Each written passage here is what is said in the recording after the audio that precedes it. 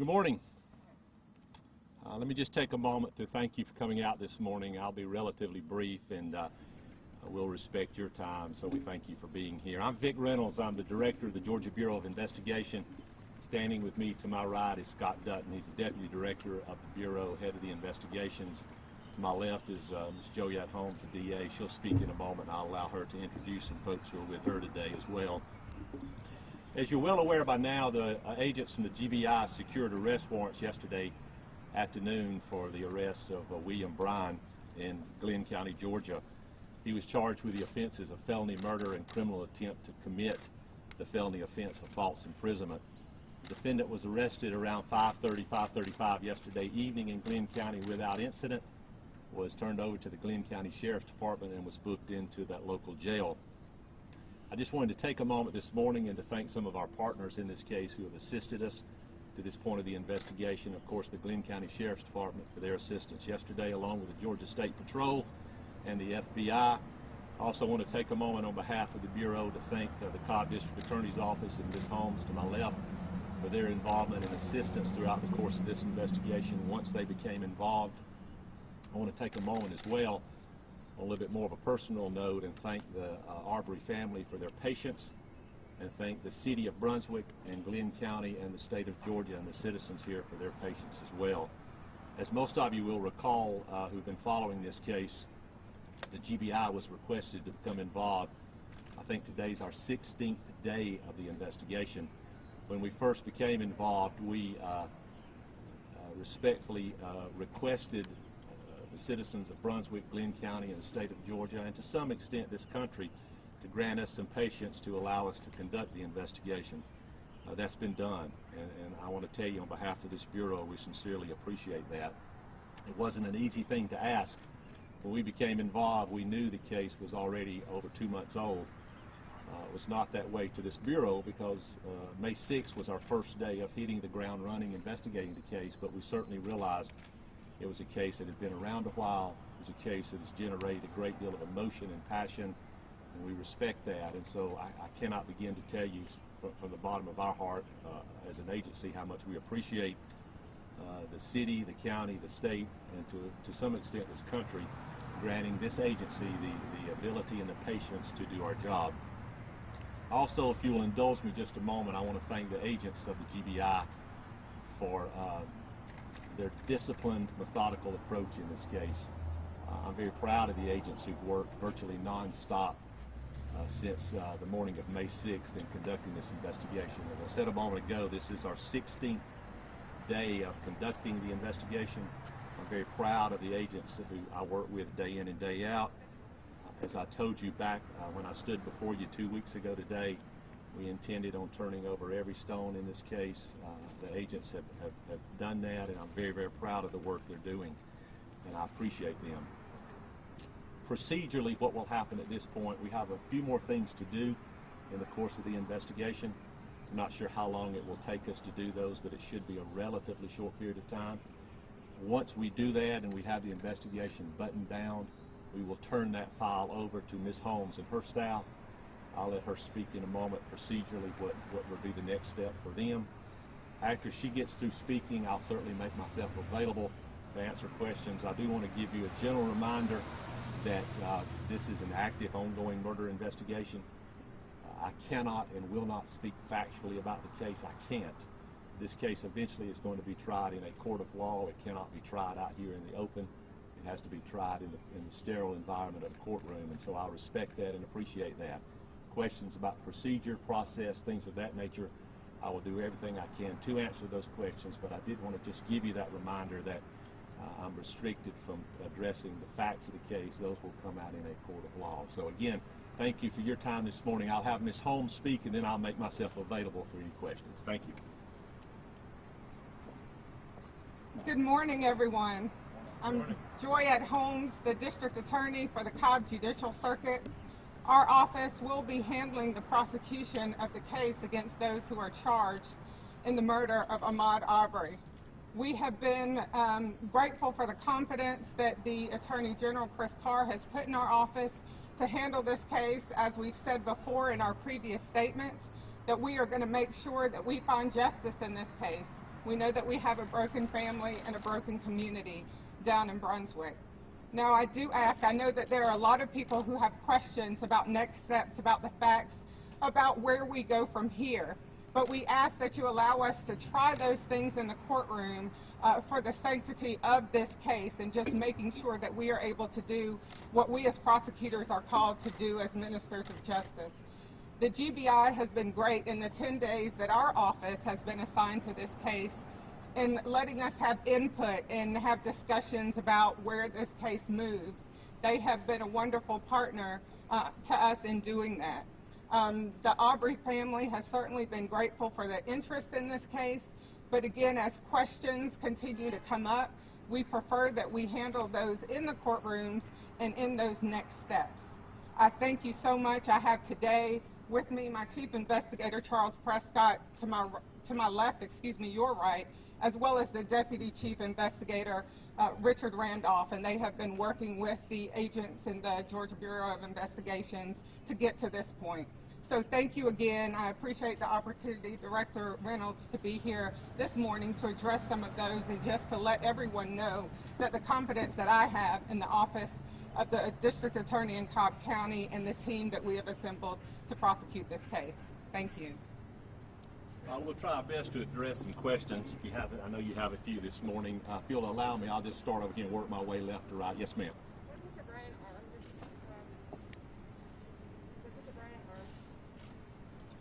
Armed at the time of the incident? Yeah. Again, I'm not going to speak about the facts of the case. I think the warrants speak for themselves as to what we believe happened and what he was charged. I'm not being disrespectful. I'm just not comfortable speaking on that. Yes, ma'am. What's the status of the investigation into the prosecution? The question is what the status is regarding the investigation that we've been asked to do about potential prosecutorial misconduct. As you recall, we were asked by the Attorney General's office to conduct a separate and distinct investigation into that. The Bureau is doing that. I don't have a timeline on that, but I do anticipate it's not going to take us much longer to finish it. Once that's completed, what will procedurally happen is we will turn that file over to the Attorney General's office. They will be the deciding agency or entity in what, if anything, happens in that regard. Our agents, a separate team of agents, are conducting that investigation. And again, I don't have a definitive timeline, but I am comfortable in telling you that I don't anticipate it will be much longer until we're through with that one as well. Yes, David. Are you able to tell us what was the last straw that made you make this sudden arrest? You know, I don't know if there was a proverbial last straw. I will tell you that in the conducting an investigation, what I would ask folks to remember is that we don't go into a situation of this nature investigating a person or persons. We go in investigating a set of facts. And once we start turning stones over, sometimes there's one or two stones underneath there that need to be turned over. And once we reached a point, and it was probably sometime Wednesday afternoon, Wednesday evening, when we began speaking with our folks there, that we'd reached the point in conjunction with the Cobb District Attorney's Office that we were convinced probable cause existed to make those charges. We proceeded to do that yesterday. It wasn't a proverbial last a moment of epiphany or anything of that nature. It was just an accumulation of various things that were there and various things we discovered over the last 16 days. Yes, ma'am. Mr. Brian continuously said he was nothing more than a witness and did not know the McMichaels. Were you all able to determine that Mr. Brian did know the McMichaels through any set of texts or conversations? Can you speak to how you determined those relationships? I will say this, again, not to speak on the facts. They'll come out in a court of law, but I can tell you that if we believed he was a witness, we wouldn't have arrested him. You know, so there's probable cause, and we're comfortable with that. Yes, sir. Mr. Bryan, has he provided any additional footage from that cell phone that was more than the 36 seconds of the public? We have accumulated a number of pieces of video in the case. I'm not going to speak specifically about what we took from him, but eventually that will come out in a court of law. But suffice it to say, there are a number of pieces of video that helped us get to this point. Yes, sir. Is there anything you can say to reports that Brian was using his truck to block? I won't speak to that specifically. I would refer you to the warrant, particularly on the one on false imprisonment. I think it speaks for itself. Yes, ma'am. Yeah, I just wanted to ask if you could elaborate more on the reported Facebook posts of neighbors in the community saying that they were going to be looking out to potentially send a message to people coming into their neighborhood? I'm not comfortable speaking of that now. I will tell you that our agents have looked over a ton of social media posts, and the majority of those will be made part of this file, which will be turned over to the district attorney's office. In any investigation, particularly one of this nature where we've charged 3 people, there's a great accumulation of pieces of evidence that eventually go into the deciding factors. Again, I'm not being flippant or being disrespectful to your question. I don't want to get any more into it than that. Yes, ma'am. So at this point, do you think that you won't be making any further arrests for murder? At this point, I don't anticipate that. I will tell you that, as I said a moment ago, we're finishing up the investigation into the murder. Again, there's no timeline. I don't anticipate us doing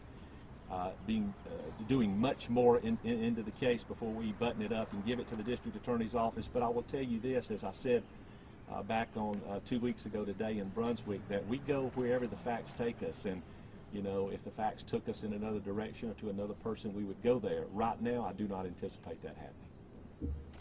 Yeah, Angelique.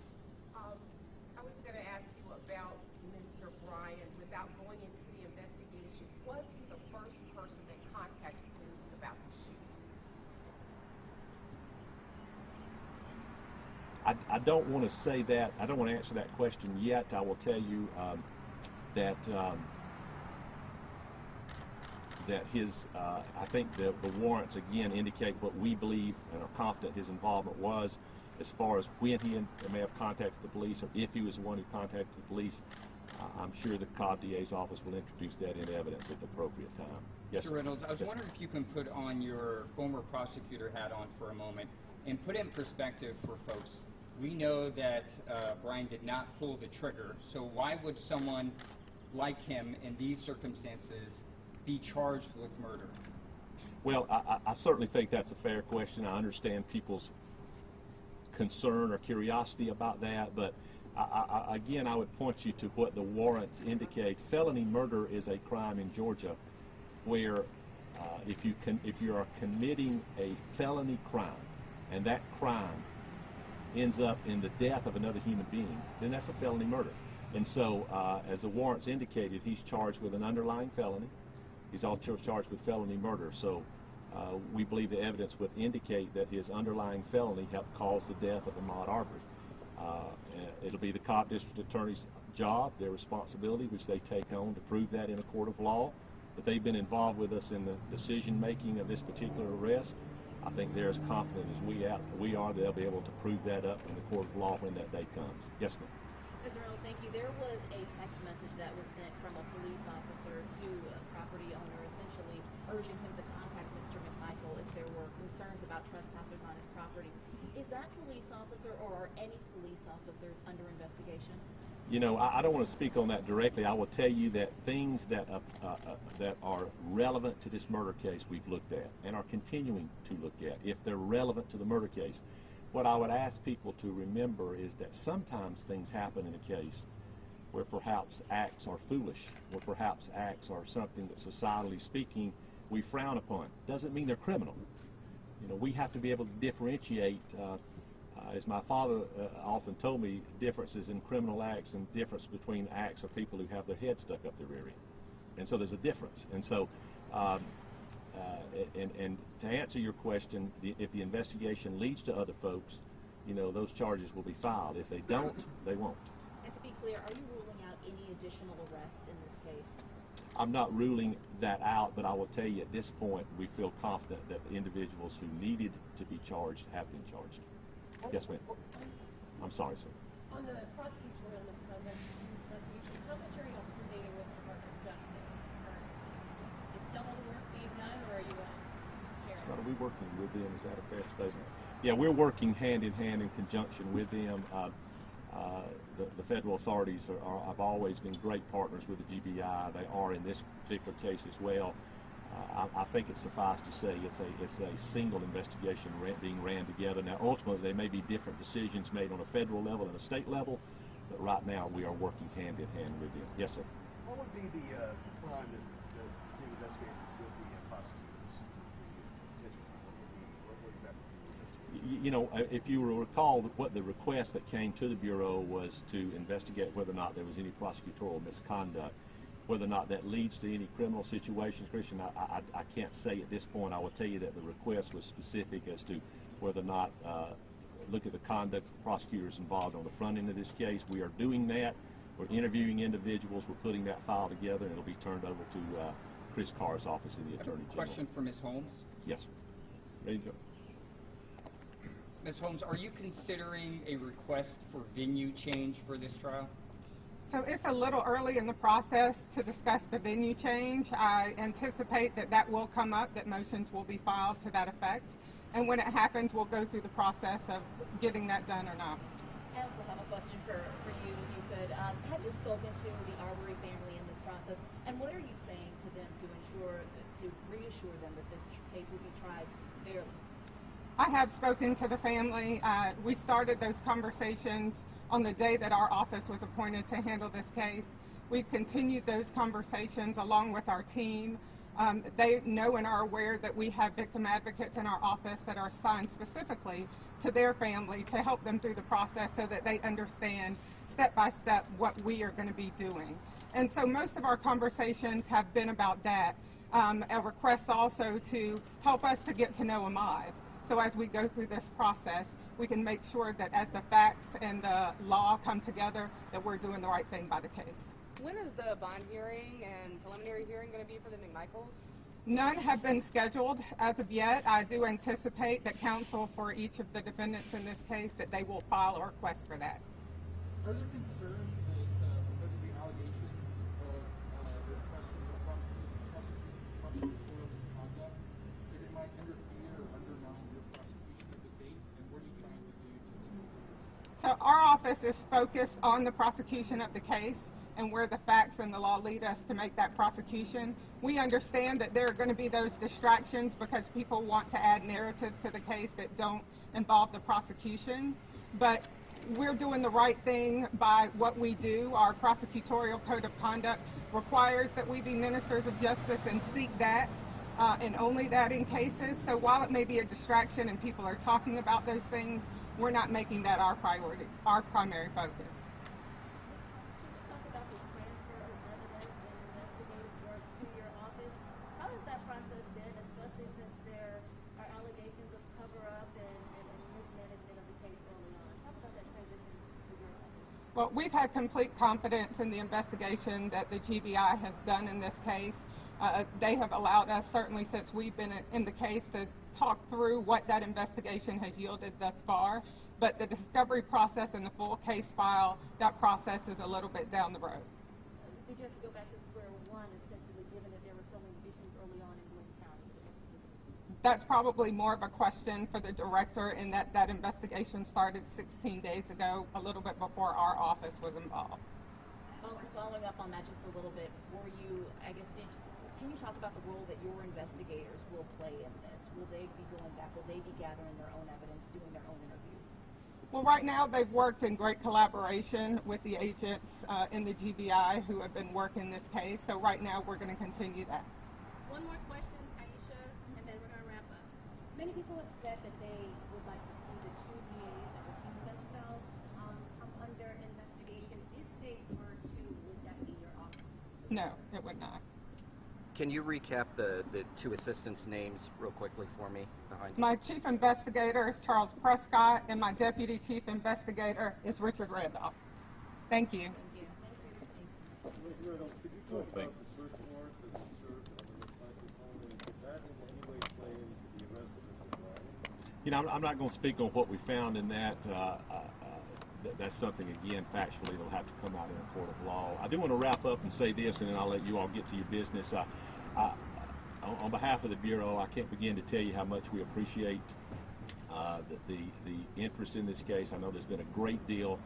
I will tell you that there's been a lot of questions posed to us. There's been a lot of phone calls made to us, and we appreciate the community's involvement. The reality is we make our decision based on facts in a case. And I will stand before you today and tell you that's exactly what we've done in this case. The agents have made arrests based on facts in the case. I'm proud of the fact that they haven't made any arrests based on any type of pressure, any type of social media, any type of phone calls or anything of that nature, and I think that's exactly the way the system works. I hope in the end that our involvement in this case, the way we've handled the case, hopefully brings an air of credibility to the criminal justice system, particularly here in our state. I'm very proud of the agents. I'm proud to partner with Ms. Holmes. Thank you for your time this morning, and I appreciate it. Thank you so much. Thank you.